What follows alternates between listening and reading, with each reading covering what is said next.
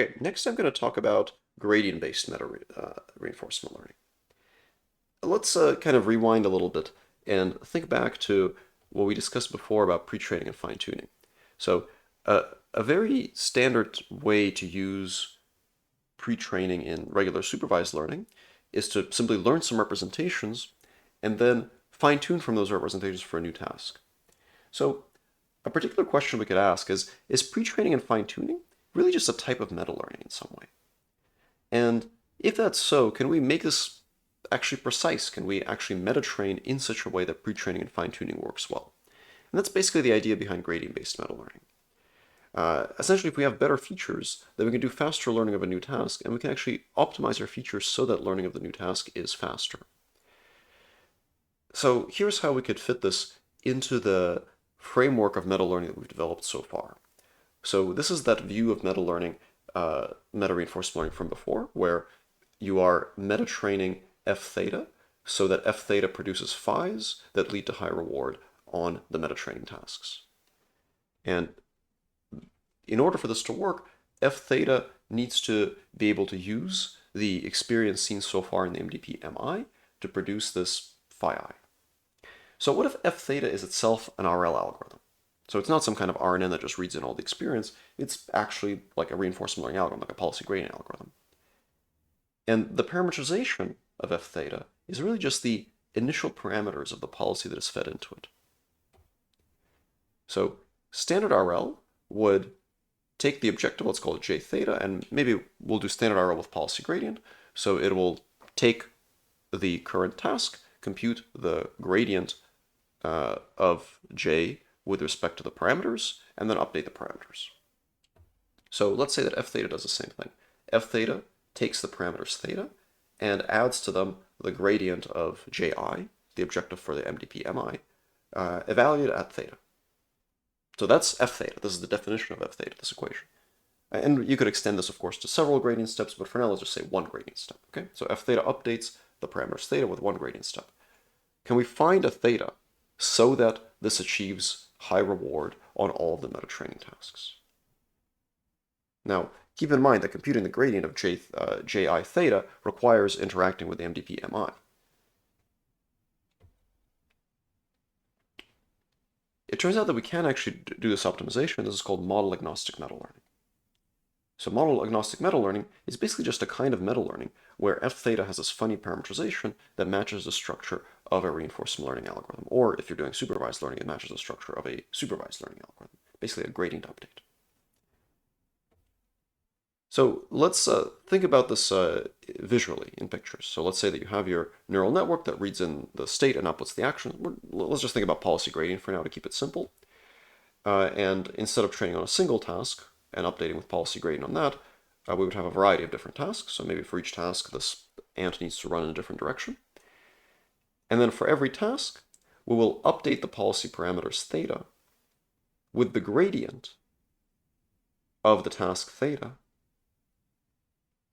evaluated at theta plus the gradient of the task theta. So we're essentially trying to optimize theta so that applying a gradient step on this task increases the reward on this task as much as possible. So it's a kind of a second order thing. Find the theta so that applying a gradient step increases the reward maximally.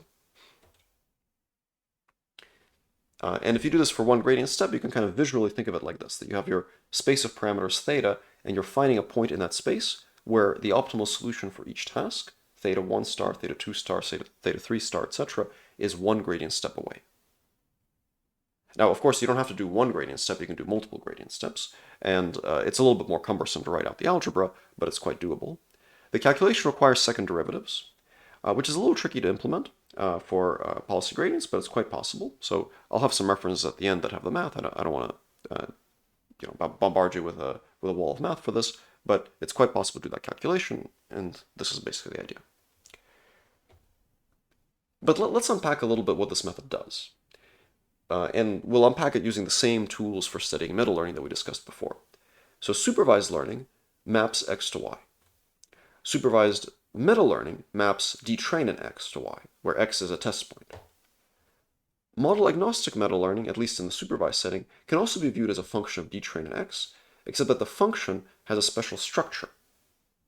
So f mammal applied to d train x is just f theta prime of x, where theta prime is obtained by taking a gradient step. So what this makes clear is that this is really just another computation graph. It's just another architecture for this function f. Even though it has gradient descent inside of it, you can just think of that gradient descent as part of the neural network. And you can implement it with automatic differentiation packages. For policy gradients, it's a little bit more complicated. For policy gradients, you do need to be careful because computing second derivatives with policy gradients requires some care, and regular autodiff like TensorFlow and PyTorch won't do it for you. But for supervised learning, it's pretty straightforward. You could also ask, though, why do we want to do this then if it's just another architecture? And the reason that you might want to do this is that it does carry a favorable inductive bias, in the sense that insofar as gradient-based methods like policy gradients are good learning algorithms, you would expect this to lead to good adaptation procedures. And in fact, in practice, one of the things that people tend to find with model-agnostic meta-learning is that you can take many more gradient steps at meta-test time than you actually meta-trained for. So the network tends to generalize and allow you to take more gradient steps, which is not something that you can do with an RNN-based meta-learner, because with an RNN or a transformer, it just reads it in the training set, produces some answer, and that's it. There's no notion of training it for longer on the test task, because the learning process there is just a forward pass of the network. Okay, so to give you a little bit of intuition for what model-agnostic meta-learning does in practice, let's say that we have this task, which is to distribution of tasks, which is for the ant to run either forward or backward or left or right.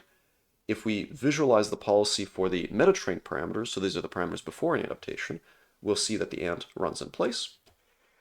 But if we then give it one gradient step with a reward for going forward, it'll go forward. And if we give it one gradient step with a reward for going backward, then it will happily go backward. Okay, so if you want to read more about gradient-based meta-learning, these are papers that describe various policy gradient estimators. These are papers that talk about improving exploration with model-agnostic meta-learning. And these are a few papers that describe hybrid algorithms that are not necessarily gradient-based, but have a similar kind of structure where they optimize for initializations such that some other optimizer can make good progress. So these are good references to check out if you want to learn more about this topic.